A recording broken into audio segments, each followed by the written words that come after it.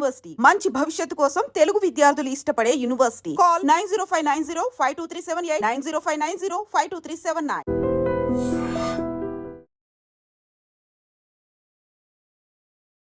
నమస్తే, welcome to I dream. నేను మీ ఝాన్సీ. మన భారతీయుల పరిస్థితి అమెరికాలో ఇప్పుడు ఎలా ఉంది, ఎంతమంది ఉద్యోగాలు కోల్పోబోతున్నారు, అలాగే H1B వీసాల మీద వెళ్ళి ఎంతమంది భారతీయులు ఇప్పుడు అక్కడ ఖాళీగా ఉన్నారు, ఈ విషయాలను డిస్కస్ చేద్దాం. ప్రస్తుతం అంతా ఉన్నారు high court immigration and passport advocate Prithvi గారు. నమస్తే అండి. నమస్తే ఝాన్సీ. ఏంటి సార్ అసలు ఇప్పుడు మన ఇండియన్స్ పరిస్థితి ఏంటి, ఎంతమంది మళ్ళీ ఇక్కడికి రాబోతున్నారు, ఎంతమంది ఖాళీగా ఉన్నారు అక్కడ, నిజంగా మనకి న్యూస్లో చూస్తున్నామని నిజమేనా, ఎన్ని అపోహలు ఎన్ని వాస్తవాలు జరుగుతున్నాయి అక్కడ? ఝాన్సీ, ఇప్పుడు అమెరికాలో ఉన్నటువంటి H1B వీసా మీద కావచ్చు, L1 వీసా మీద కావచ్చు, అక్కడ జాబ్లెస్నెస్ పెరిగిపోయింది, లేకపోతే 20 లక్షల మంది, కొన్ని లక్షల మంది వాళ్ళందరూ రోడ్డు మీద పడ్డారు అని చెప్పేసి చెప్తున్న న్యూస్ ఏదైతే ఉందో వాస్తవానికి అంత లేదనేదే నా ఉద్దేశం. ఓకే, ఒక 2 యాంగిల్స్ చూసుకోవాలి మనం. ఒకటి ఏంటంటే ఝాన్సీ, అమెరికాని self sufficient than previous governance అని ఒక మగా అని ఒకటి తీసుకొచ్చాడు. అంటే మేక్ అమెరికా గ్రేట్ అమెరికా.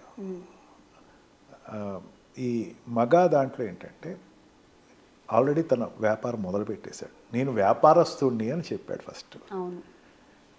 వ్యాపారస్తుడి దగ్గర అన్ఎంప్లాయ్మెంట్ అనే ప్రసక్తే ఉండదు, అంతే కదా. వ్యాపారం చేసేవాడి దగ్గర ఖాళీగా ఎవరైనా ఉంటారా? లేదు. వ్యాపారం లేనివాడి దగ్గర ఖాళీగా ఉంటారు. అందుకే ఇండియన్స్ ప్యానిక్ అవ్వాల్సినంత అవసరం ఏం లేదు. మనకి ఆపర్చునిటీస్ సఫిషియెంట్గానే ఉంటాయి ఖచ్చితంగా. మనం లాస్ట్ టైం వీడియోలో కూడా డిస్కస్ చేసాం ఏఐ గురించి దగ్గర దగ్గర కొన్ని billions and trillions of dollars invest చేస్తున్నాడు అని చెప్పేసి ఒక తనే ఓపెన్గా డిక్లేర్ చేశాడు. దాని మీద ఆల్రెడీ వర్క్ జరుగుతుంది. అండ్ చాలా కంట్రీస్కి తన ప్రొడక్ట్స్ ఏదైతే ఉన్నాయో ట్యాక్సెస్ పెంచాడు. ఇదివరకు ఏదో ఇంపోర్ట్ ట్యాక్స్ ఎక్స్పోర్ట్ ట్యాక్స్లో అమెరికా చాలా చురుకన చేస్తున్నారు అన్న దాన్ని చాలా బ్యాలెన్స్ చేయడానికి ట్రై చేస్తున్నాడు. And it will happening. ఇంకా అతను వచ్చి 100 days కూడా అవ్వాలి.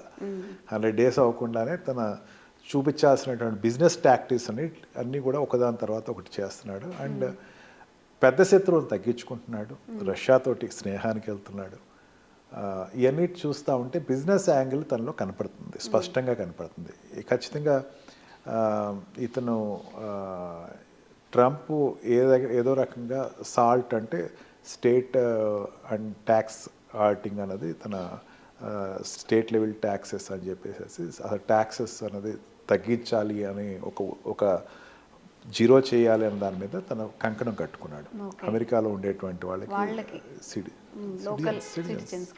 ట్యాక్స్ తీసేసేయాలి అంటే ఇవన్నీ అక్కడ ఉండే వాళ్ళకి ప్రోత్సాహకాలు.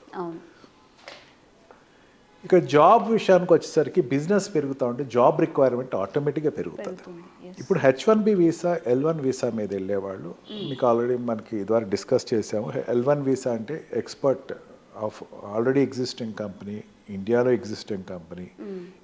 ఎగ్జిస్టింగ్ కంపెనీలో ఉండేటువంటి టెక్నికల్ సపోర్ట్ మేనేజర్ లెవెల్లో వెళ్ళాలి కనుక L1 వీసా, మేనేజర్ లెవెల్లో కాకుండా L1A వీసా, అండ్ మేనేజర్ లెవెల్లో కాకుండా ఎంప్లాయీస్ లెవెల్లో అయితే L1B వీసాతో అక్కడికి వెళ్తారు, L1-2 వీసాతో వెళ్తారు. అండ్ H1B వీసాలో అయితే ఇట్స్ అన్ ప్యూర్ ఎంప్లాయ్మెంట్. అక్కడ ఉండేటువంటి రిక్వైర్మెంట్ బట్టి అప్లికేషన్ పెట్టి ఎంప్లాయ్మెంట్ మీదకి వెళ్ళే వాళ్ళు H1B వీసా మీద వెళ్తారు. It's a known fact.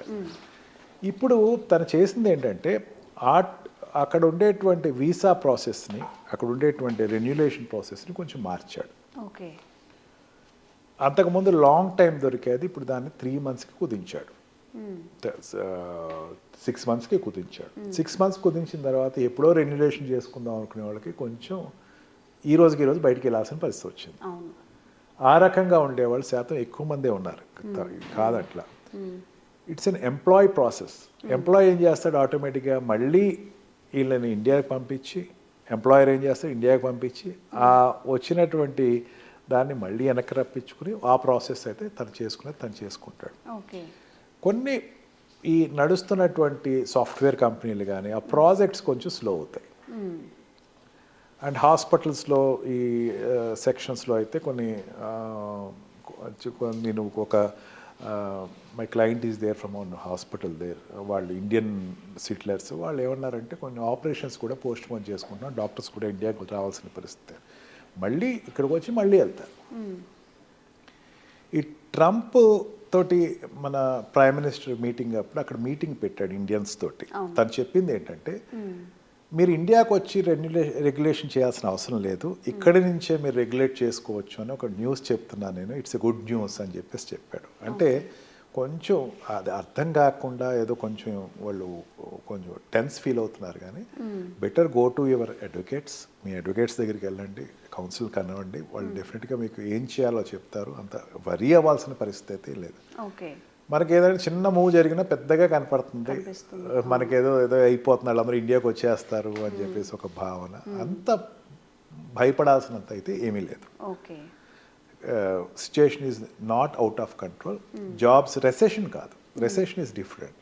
ఇప్పుడు రెసెషన్ అనేది 2023, 21, 23 వరకు వచ్చిన రెసెషన్ అయితే ప్రస్తుతం లేదు అని చెప్పచ్చు. అదే జాబ్స్ లేకుండా మీరు ఖాళీ లేదు వెళ్ళిపోండి కాదు, బిజినెస్ జరుగుతుంది, అక్కడ బిజినెస్ జరుగుతూ ఉంటే సాఫ్ట్వేర్ కంపెనీలు పెరుగుతున్నాయి ఖచ్చితంగా. అందుకని రిక్వైర్మెంట్ ఉంది, ఇంకా ఇండియన్స్ వెళ్ళాల్సినటువంటి పరిస్థితి వస్తుంది, ఇంకా ఇండియన్స్ వెళ్తారు. మీరేమీ అక్కడ పీర్ ప్రెషర్ ఫీల్ అవ్వద్దు, ఏదేదో పడిపోయింది డ్రాప్ అయిపోయింది కాదు, everything will be with in short time, everything will be resolve. మరి H1B వీసాల మీద వెళ్ళిన వాళ్ళు చాలా మంది ఇప్పుడు ఏం చెప్తున్నారంటే తనకి జాబ్ పోయిందను లేకపోతే జాబ్లెస్గా ఉంటున్నారని చెప్పి ఇంటి దగ్గరనే పంపిస్తున్నారు అని చెప్పి సమ్ ప్రోపగండా అయితే జరుగుతుంది. ఈ దీంట్లో ఎంతవరకు వాస్తవాలు ఉన్నాయి? F1 దగ్గర ప్రాబ్లం ఉంది, నీకు కాదట్లా. స్టూడెంట్ వీసా మీద, H1B వీసా మీద వెళ్ళిన వాళ్ళు ఇంటి దగ్గర నుంచి పంపిస్తున్నారు అంటే ఈ వాడు జాబ్ అయితే తీసేస్తారు. ఇప్పుడు అక్కడ ఇచ్చినటువంటి 180 డేస్లో వాడు ఏదైతే ఎక్స్టెన్షన్ చేసుకోవాలి, ఆటో ఎక్స్టెన్షన్ అవ్వలేదు, ఆటో ఎక్స్టెన్షన్ చేయకపోతే ఇమీడియట్గా ఎంప్లాయ్మెంట్ నుంచి, అంటే అక్కడ ఉండేటువంటి లేబర్ కౌన్సిల్లో వాళ్ళు ఆ ఎంప్లాయర్ అక్కడ ఉండేటువంటి కంపెనీ డెలాయిట్ కానీ లేకపోతే ఇన్ఫో కానీ ఎవరైనా వాళ్ళు అక్కడ వాళ్ళు ఇచ్చినటువంటి డాక్యుమెంట్స్లో వాడిది ఎక్స్పైర్ అయిపోద్ది కాబట్టి వెంటనే జాబ్ తీసేస్తారు. మళ్ళీ అక్కడి నుంచి ఇండియాకి వచ్చే టైం వరకు కొంచెం జాబ్లెస్నెస్ అవుతాడు. ఎంప్లాయర్స్ ఆర్ ఇతను వదులుకోకూడదు అనుకుంటే వాళ్ళు ఖచ్చితంగా మళ్ళీ డాక్యుమెంటేషన్ చేస్తాను, మీరు ఇండియాకి ఇమీడియట్గా వెళ్ళిపోండి, విత్ ఇన్ 2 monthsలోను 1 monthలో ఇండియాకి వెళ్ళిపోండి, మీన్ మళ్ళీ తీసుకొస్తామని చెప్పి వాడికి అక్కడ కాంట్రాక్ట్ ఎంటర్ అవుతారు. ఈ పీరియడ్ ఇప్పటివరకు ఎవరు ఎక్స్పీరియన్స్ పొందలేదు. దాంతో ఏంటంటే కొంచెం కన్ఫ్యూజన్, జాబ్లెస్నెస్ వచ్చింది కాదంట్లా, ఇట్స్ ఎ టెంపరీ. ఆ జాబ్లెస్నెస్ ఏదో పర్మనెంట్ అయిపోతుంది అన్నది అయితే భావన కాదు. మళ్ళీ ఏదైనా ట్రంప్ కొత్తగా జాబ్లెస్ అయిన వాళ్ళు తవరేస్తాడేమో అన్న ఒక భయంతో ఏదో జరుగుతుంది తప్ప తనకి ఒక జనరల్గా ఒకటి బాగా ఆలోచించుకోవాలి. అక్కడ చాలామందికి అర్థం కాదు ఏంటంటే ఈ అడ్మినిస్ట్రేటివ్ ప్రాసెస్లో జాబ్లెస్ తీసేయటానికి రిలేషన్ యాక్చువల్గా ఉండదు. అంటే అక్కడ ఎంప్లాయ్మెంట్లో ఎంప్లాయ్ చేసే వాళ్ళందరూ ఎంప్లాయర్ ఎవడైతే ఉన్నాడో ఆ ఎంప్లాయర్ ఏమవుతాడు, తన లిబర్టీ తోటి కంపెనీ పెట్టుకుంటాడు, ఎంతమంది ఎంప్లాయీస్ని తెచ్చుకుంటాడు. యాక్చువల్గా యుఎస్ సెంట్రల్ గవర్నమెంట్కి అవసరం లేదు, కాకపోతే సెక్యూరిటీ అండ్ సేఫ్టీ మెజర్స్ తోటి కొన్ని తీసుకున్న డిసిషన్స్, వీసా మీద తీసుకున్న డిసిషన్స్ మీద ఈ ఒక పీరియడ్ ఆఫ్ టైం వరకు కొంచెం హార్డ్షిప్ వస్తుంది ఖచ్చితంగా.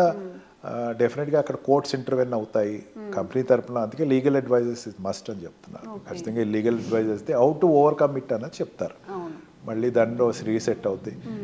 ఇప్పటివరకు ఎవరు కూడా నేనైతే నాకు ఎటువంటి రెగ్యులర్గా నేను క్లోజ్ వాచ్ చేస్తున్నాను, ఎంప్లాయ్మెంట్ అయిపోయి రోడ్ ఎక్కేసేసి భయంతో బాధపడుతున్న వాళ్ళైతే ఇప్పటివరకు నాకు తగల.